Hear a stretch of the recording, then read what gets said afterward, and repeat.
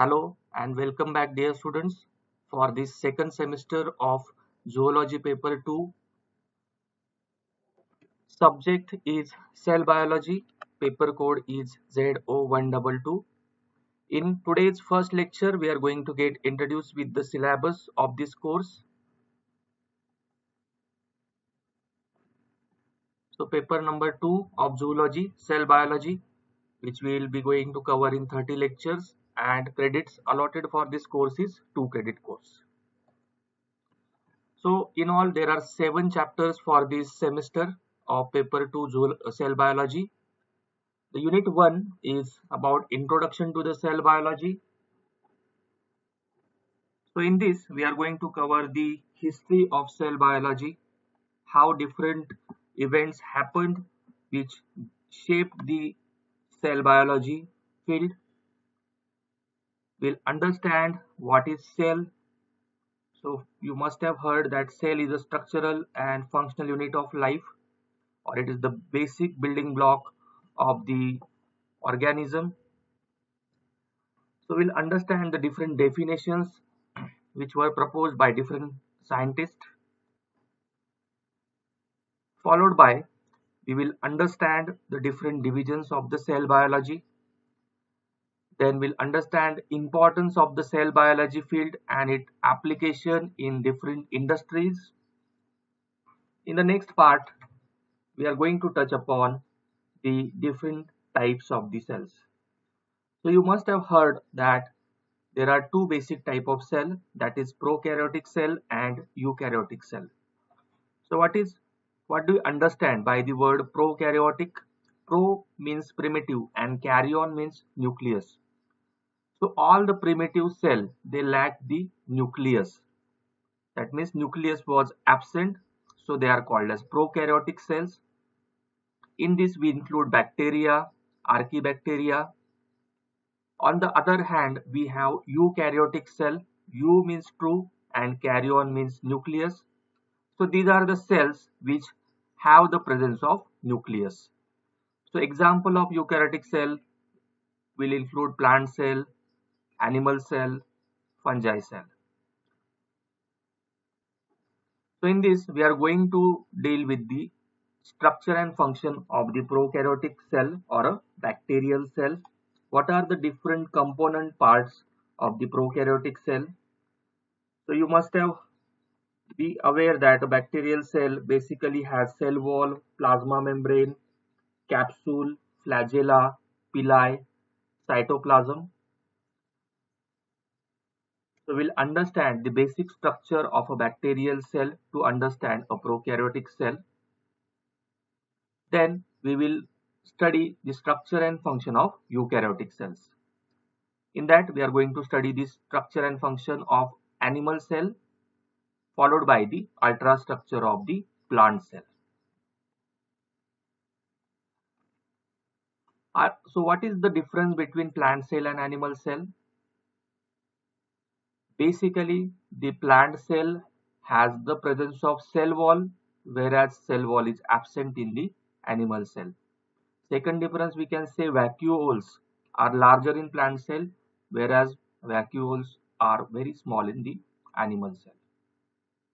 So we'll understand this ultrastructure of both plant and animal cells. So we'll understand the basic differences between these two. So this is all about the first chapter, which we will cover in 4 lectures. Now the second lecture or unit 2 is about techniques in the cell biology. In this chapter, we are going to deal with the different basic techniques which are used in the field of cell biology. So the first technique that we are going to deal with is called as microscopy. So you must have used different type of microscopes in your school life as well as in the 11th, 12th. So in this we are going to study the basic principle of simple microscope, which is also sometimes referred to as dissecting microscope. So we'll study the basic structure of a simple microscope. What is the optical principle? So this simple microscope basically uses only one lens, that is a one single convex lens. Then we'll understand the magnification of this simple microscope, followed by we'll study the second type of microscope called as compound microscope. We'll understand the structure of this compound microscope, what are the different basic parts of the compound microscope like stage, footrest, tube, illumination system, which comprises of source of light, mirror, condenser and diaphragm. Then the magnification system of the compound microscope, which basically comprises of the objective lenses like 10x, 40x, 100x. The adjustment system, which is the second part of this magnification system, comprising of the coarse adjustment knob, fine adjustment knob, diaphragm and other controls. And finally, we'll understand how exactly the magnification takes place in the compound microscope and what are the different applications of the compound microscope. Third microscope which we are going to deal is electron microscope, which works using the electron beam as a source of light.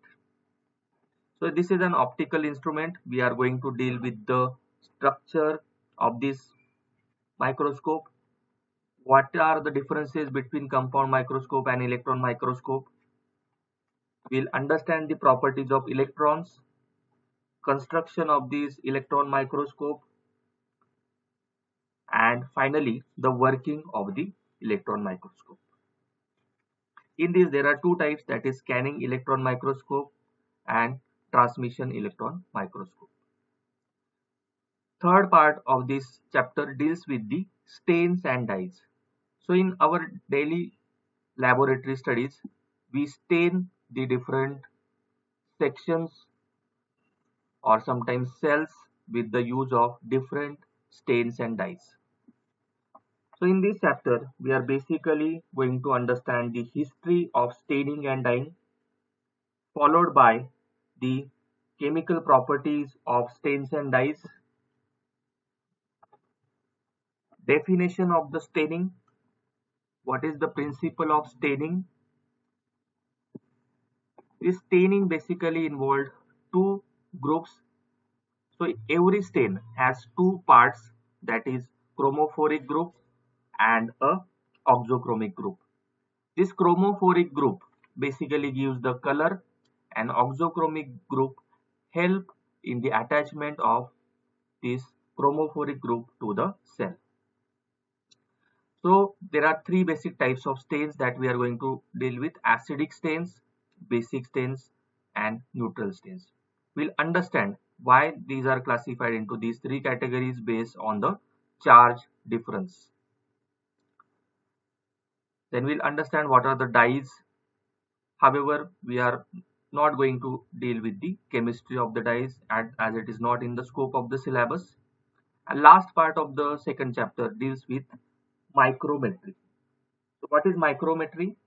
Micrometry is basically a technique which helps in estimating the size of the different cells. So using this technique, there are two different types of micrometers are used, that is stage micrometer and ocular micrometer.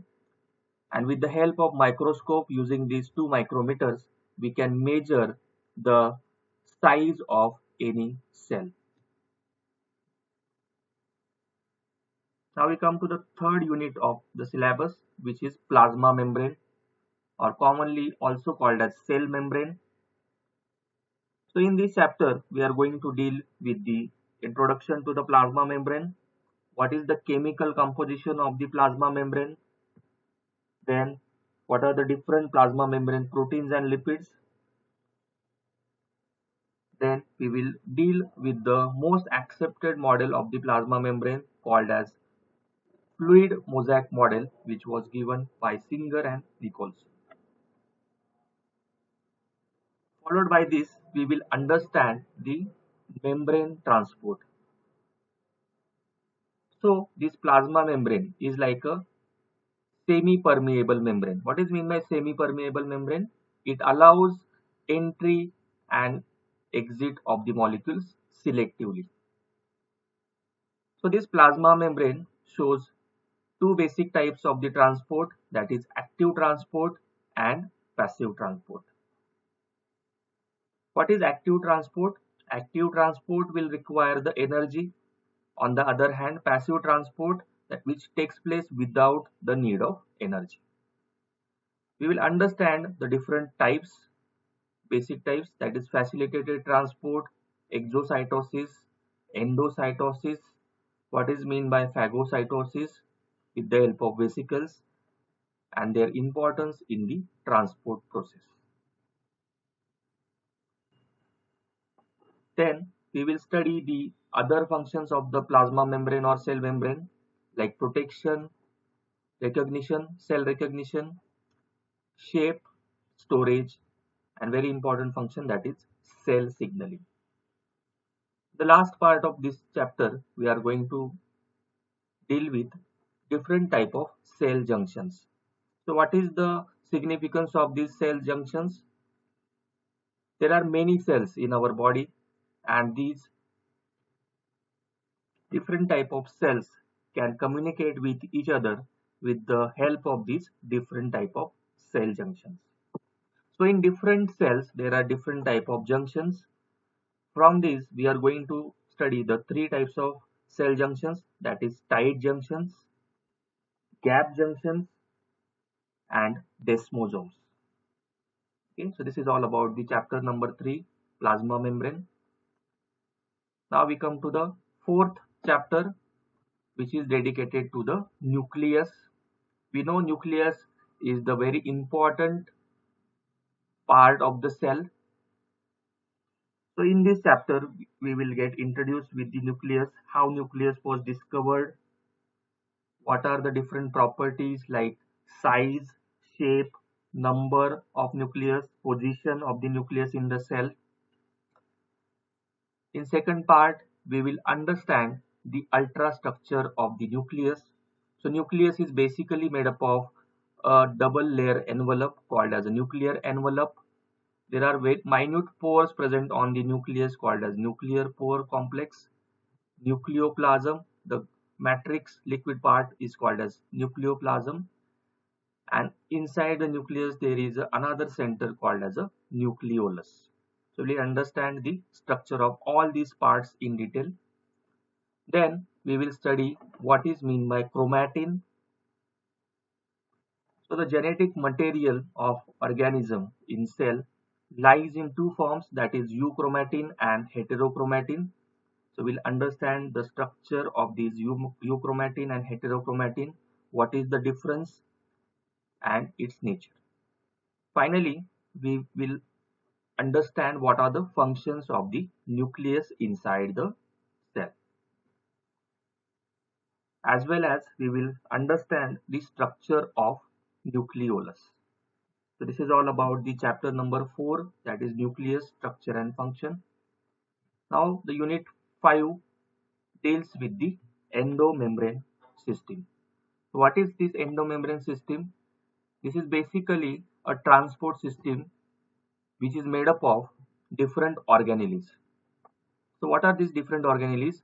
It comprises of endoplasmic reticulum, Golgi apparatus, lysosomes, and vacuoles.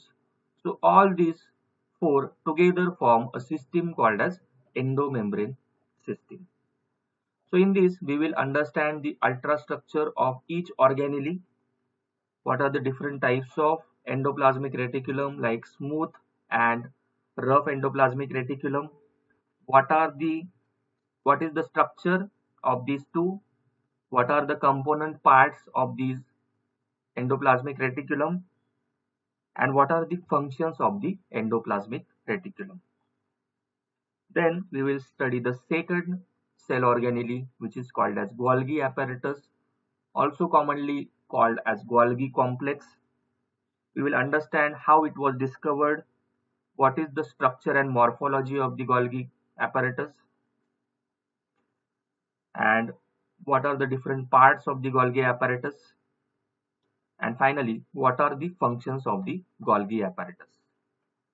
Then we will deal with the third organelle, that is lysosomes. These are also called as a suicidal bags in the cell. Their role is very important in the cell. We'll understand the history, occurrence, structure and functions of these lysosomes, as well as we will study the different types of the lysosomes. Finally, we will conclude with the functions of the lysosomes in the cell. So this is all about the endomembrane system, which we will cover in 4 lectures. Chapter number 6 is mitochondria and peroxisomes. So you must be well aware what are mitochondria. This is the cell organelle which is responsible for production of the cell energy in the form of ATP molecules. So in this chapter, we are going to deal with the morphology, how the mitochondria are developed in the cell. This is also called as biogenesis of mitochondria. Then we will study the ultrastructure of the mitochondria and what are the functions of the mitochondria inside the cell. Next, we are going to deal with the another organelle that is called as peroxisomes. So what are these peroxisomes? What is the structure of the peroxisomes and what are the functions of the peroxisomes in the cell? So this is all about the chapter number 6, mitochondria and peroxisomes. The last chapter deals with cell division. So we know that cells are continuously dividing, that will give rise to new cells.